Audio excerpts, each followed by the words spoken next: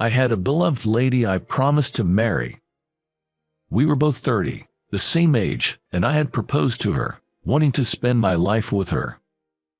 As I nervously held out the ring, she smiled with tears in her eyes and said, "I do. I will marry you." Oh yay, Mike, you're so loud. I didn't care about the people around us. I was too busy shouting with joy. "I'm sorry." My face turned red as I apologized to Catherine. She laughed, finding my reaction funny. Catherine had lost her parents at a young age and lived with her grandmother.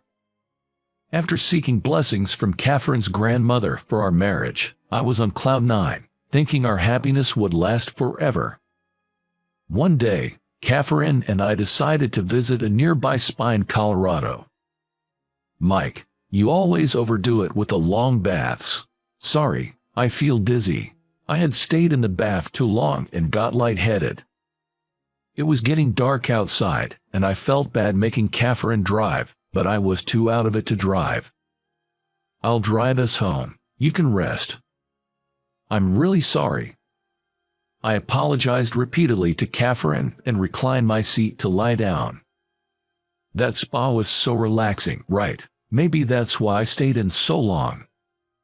"My skin feels so smooth. We should go again." "Yeah." I stared at the car's ceiling, lost in thought. From the car stereo, Catherine's favorite song played, lulling me like a lullaby, and I began to feel sleepy. Just as I started to doze off, I heard Catherine mumble, "Is that car behind us tailgating?" Those were the last words I remember before everything went black. The next thing I knew, I was waking up in a bed 3 days later. Something was obstructing my view. I mustered all my strength to call out, "Hello, is anyone there?" I tried to shout, but all that came out was a whisper. "Mike, you're awake. This is a hospital. I'll call the doctor." I heard the nurse's voice, and then the sound of footsteps. Soon after, a male voice, presumably a doctor's, spoke up. "Mike, can you hear me? How are you feeling?" Why am I here?" My memory was a blank slate. But I soon remembered being with Catherine. Concerned, I asked the doctor about her. "Where's Catherine? Is she okay?" The doctor hesitated for a moment before answering. "Mike, you were in an accident." "Accident? What happened?" I started to recall fragments of that day. "We were on our way home with Catherine driving when suddenly, we felt a massive impact." But that was all I could remember. Neither the doctor or the nurses would tell me anything more than about my own condition. Confined to my bed, unable to move, and with no way of finding out what had happened, a week passed by. I felt my health improving bit by bit, especially after they removed the bandage from my head. Beside my bed stood a woman with a weary face. Despite her stern expression, there was a hint of sadness. "Why are you the only one alive? Why just Catherine?" It was Catherine's grandmother, Margaret, who I had met when we announced our engagement. Margaret's loud voice echoed throughout the hospital room, berating me. I forced myself to sit up and asked, "Please, tell me what happened." "Don't you remember anything? Catherine had a severe head injury when she was brought here." "Why, where's Catherine now?" "Catherine's funeral is already over. She had an organ donor card, so her body is." Margaret couldn't continue and broke down in tears.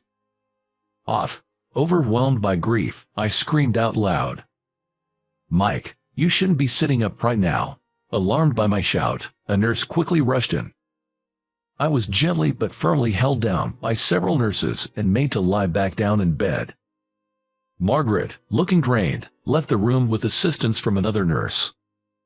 When I closed my eyes, I saw Catherine's smiling face. I had wanted to protect that smile. Why was I the only one still alive? At that moment, I didn't care about my future. Yet, even with these thoughts, my body continued to recover steadily. Soon, I could sit up and gradually stand on my own. Eventually, I was discharged from the hospital. On the day of my discharge, I went straight to Catherine's grandmother's house. I was not able to attend Catherine's final moments and felt the need to pay my respects at her altar. More than 3 months had passed since Catherine's funeral. Relying on my memories, I reached the front of Catherine's house. With trembling hands, I pressed the doorbell. After the chime, a woman's voice answered. "Yes, who is it?" "It's me, Mike."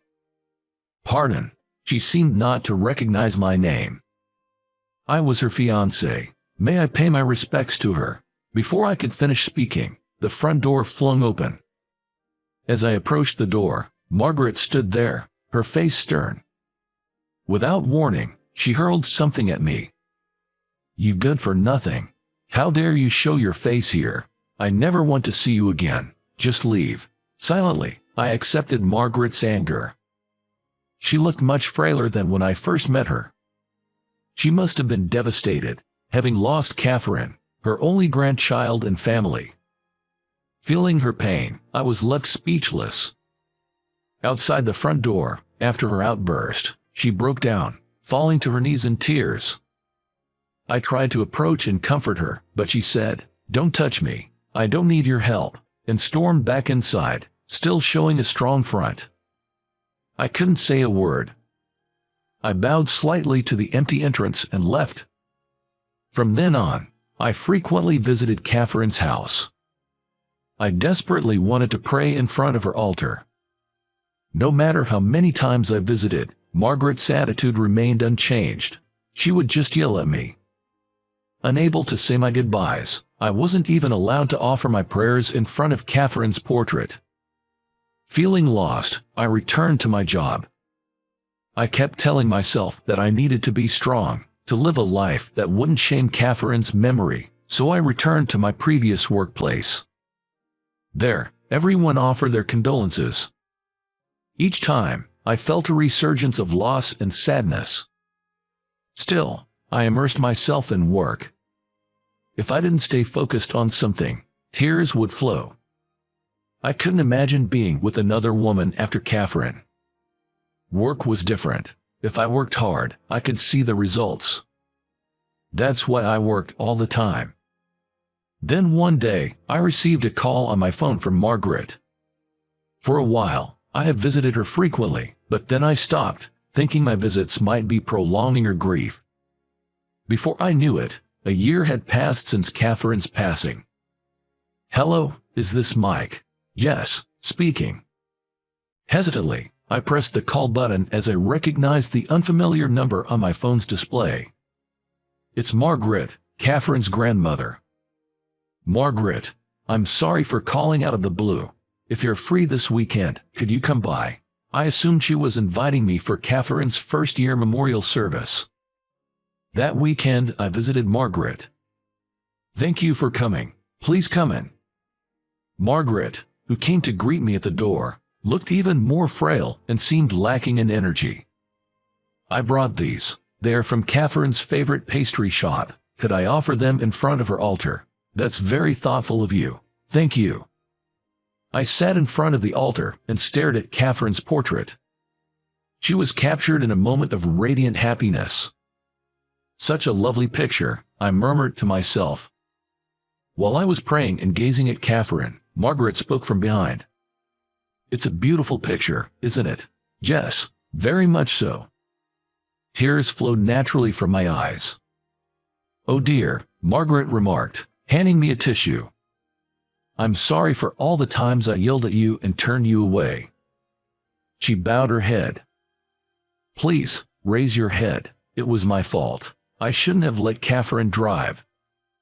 "No, neither of you are to blame. It was the drunk truck driver. I took out my unplaceable anger on you. I made you suffer. I'm so sorry. My health hasn't been great lately. I've been worried about what will happen to Catherine's memories after I'm gone, so I wanted to reach out." "Are you okay? Is your health all right? It's a selfish request, but when I'm gone, could you visit Catherine's grave for me?" Margaret handed me a piece of paper with the address of the cemetery where Catherine was buried. "Please don't say that." I felt a deep pang of sorrow looking at Margaret's sad face. There's also something else I wanted to give you, which is why I called you here today. Margaret placed an envelope before me. The front read, "To the family of the heart donor." What is this letter? It's from the person who received Catherine's organ donation. Please read it. I took the letter, carefully unfolding the neatly folded paper inside. Upon unfolding the neatly creased envelope, it was densely filled with handwritten words. It contained expressions of gratitude from the person who had received Catherine's heart through transplantation. The letter detailed their gratitude for having been able to breathe the outside air after enduring a long battle with illness post-transplant. The handwriting bore a slight resemblance to the way Catherine used to write. The note was adorned with rounded, endearing characters at the corners. Catherine's heart. It's still beating inside someone else. Margaret nodded in silent agreement. It wasn't long before Margaret passed away. I never failed to visit Catherine's grave every month to pay my respects. From then on, I was mostly immersed in my work. Having lost Catherine, and now in my 40s, I had given up on the idea of falling in love again. A decade had passed since the accident. Being deeply engrossed in work and being single for so long, my superiors and older colleagues began suggesting I should marry. There were only older female colleagues, except for one part-time lady, and they seemed concerned about my bachelor status, even broaching the subject of arranged dating. I'd always respond vaguely, politely declining each time. Then, a woman from another department was transferred to ours. She was 30. Coincidentally, her name was Katie. "Hello, I'm Katie. Nice to meet you all." As she introduced herself with a bright smile, my heart skipped a beat. Because she had a dimple in the exact same spot as Catherine. For the first time since losing Catherine, I found myself constantly stealing glances at Katie. "Mike, can you work with her for a while?" Snapped back to reality by my boss's words, I responded, "Sure, nice to work with you, Katie." "Thank you." From then on, we worked together constantly. She always gave her best, making diligent notes and always trying hard. "Katie, you don't have to push yourself so hard." "No, I'm okay. I actually enjoy this." "Enjoy? Wow, I can't even remember the last time I felt like that at work." We both laughed, and then she said, "I have been hospitalized for a long time, so I'm just happy I can work now." "Oh, I see. I'm glad you're doing better now." "Yes," Katie responded with a vibrant voice and a cheerful laugh. Her smile at that moment reminded me so much of Catherine, almost making me wonder if they were related. From then on, I found myself longing to see Katie's smile and began engaging in lighthearted conversations with her more frequently.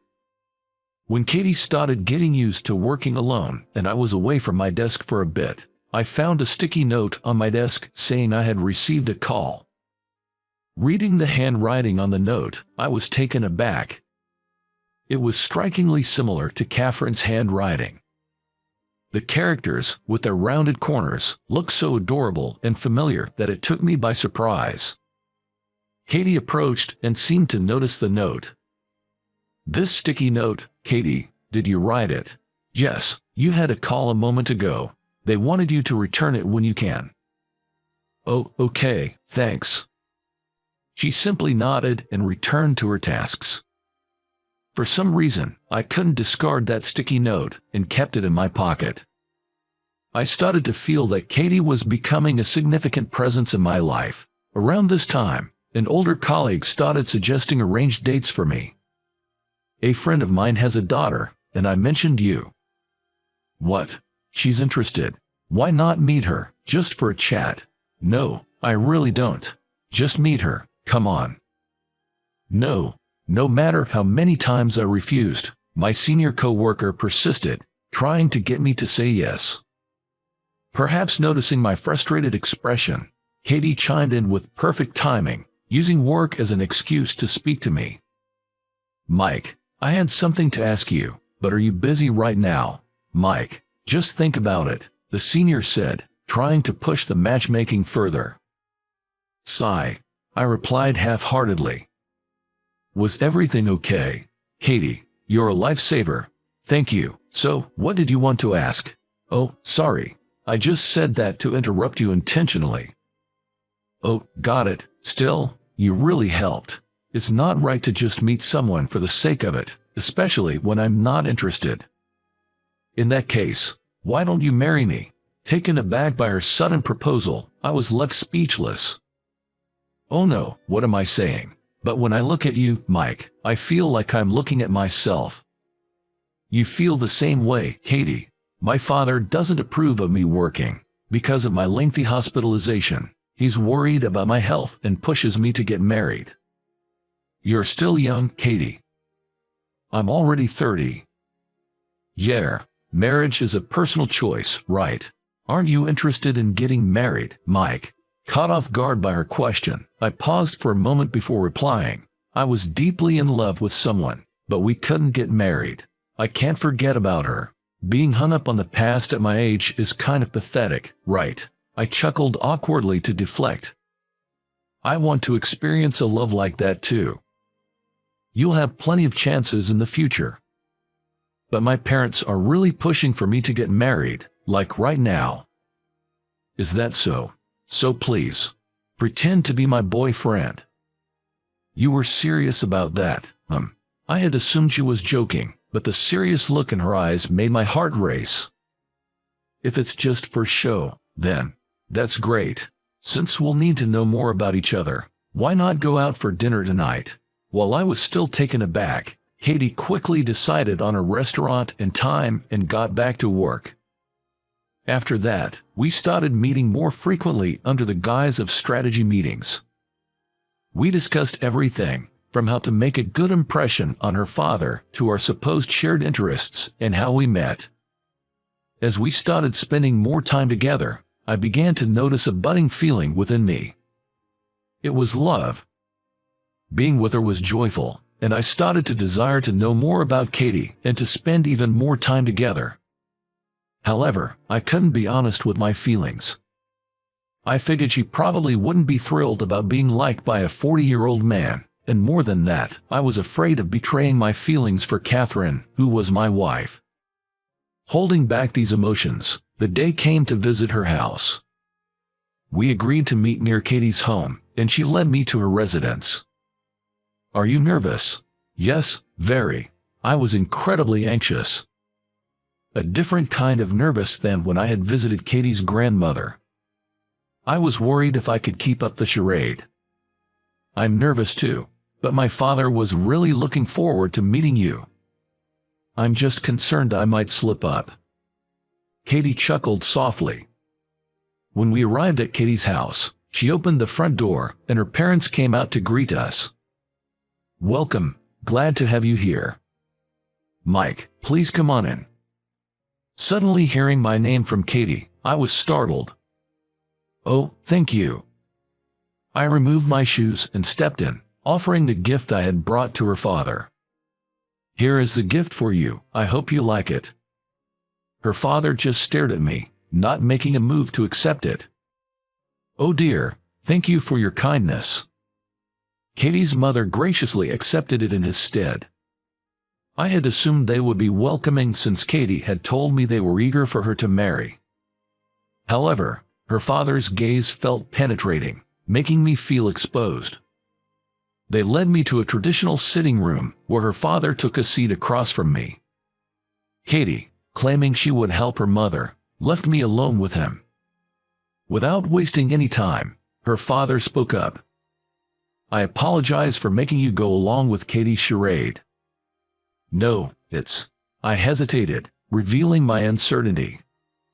Look, I desperately tried to smooth things over, but it felt like Katie's father could see right through me. It's my fault. I shouldn't have rushed her into all these matchmaking meetings. Resigned, I didn't refute his claims and just listened silently to what he had to say. She had been hospitalized for a long time. In middle school, we discovered she had a serious heart condition. Yes, I heard she was hospitalized.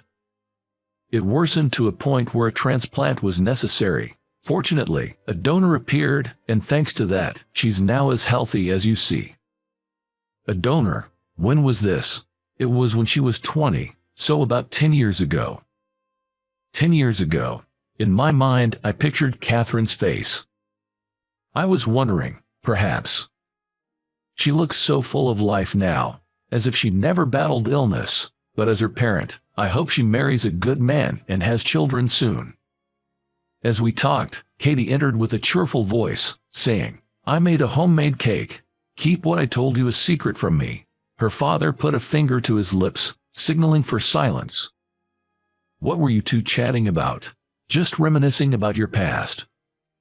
I had a pleasant time with Katie's parents and went home that day. After debating whether to tell Katie what her father knew, I decided to reveal the truth. After work, I called her to a nearby park. "I'm sorry for calling you out here. I wanted to thank you for the other day. Truly, thank you. And about the other thing." Katie seemed hesitant, like she wanted to say more. Without noticing her discomfort, I revealed that our secret was out. "What? Dad knew? He hasn't said a word since the day you came over. Parents are sharp, aren't they? He actually asked me to keep it from you, but I've been thinking, I want our lie to be the truth." "What do you mean?" "Maybe I got ahead of myself when you mentioned marriage, but I've felt that I could fall in love with you all over again. I want to know how you really feel. I also want our lie to become our reality." As Katie confessed this, her face turned bright red. From there, our relationship, which began on a lie, turned into a genuine romance. "I've always wondered, why did you ask me to pretend to be your boyfriend?" "Well, during my hospital stay, I had a teddy bear that looked a lot like you, and something about you felt familiar, like I'd known you before, so I thought you'd be the perfect choice." "I see." Seeing Katie's puzzled look, I chuckled. That sense of familiarity. I wondered if it had something to do with the heartbeat of Catherine's heart inside Katie. But my love for Katie wasn't as a substitute for Catherine. After 10 years, I took out the photo of Catherine's smiling face from my wallet. I placed that photo, along with a letter addressed to Catherine, deep inside a drawer. "Thank you so much. Please keep watching over us," I murmured to Catherine's photo. I hope you enjoyed this. Your subscription to our channel really motivates us. See you in the next video.